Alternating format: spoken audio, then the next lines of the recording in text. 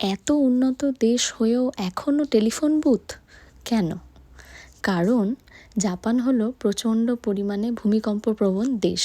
যখন তখন এখানে বিভিন্ন রকমের ডিজাস্টার ঘটতে পারে। এই টেলিফোন বুথগুলোতে ওপরে দেখো সাইনবোর্ডে বেশ কয়েকটা এমার্জেন্সি নাম্বার দেওয়া আছে। যখন তুমি কোনো বিপদে পড়বে তখন তোমার ফোন যদি কোনোভাবে না কাজ করে, এই ফোন বুথে এসে তুমি ইমিডিয়েটলি এমার্জেন্সি নাম্বারে কল করে হেল্প নিতে পারবে। এছাড়াও এই যে দেখতে পাচ্ছ 10 ইয়েন বা 100 ইয়েন, দু রকমের কয়েন দিয়ে তুমি নিজের যে কোনো প্রিয়জনকে যে কোনো সময় ফোন করতে পারবে।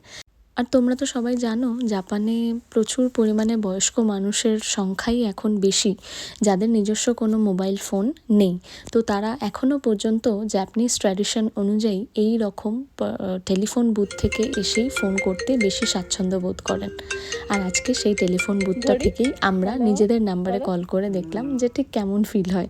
সেই ছোটোবেলায় আমরাও যেমন আমাদের দেশে টেলিফোন বুথ থেকে কল করতাম 1 টাকার কয়েন দিয়ে, ঠিক সেই রকম আজকে ফিল হলো। ভীষণ নস্টালজিক একটা ফিলিং। কেমন লাগলো জানিও। টাটা।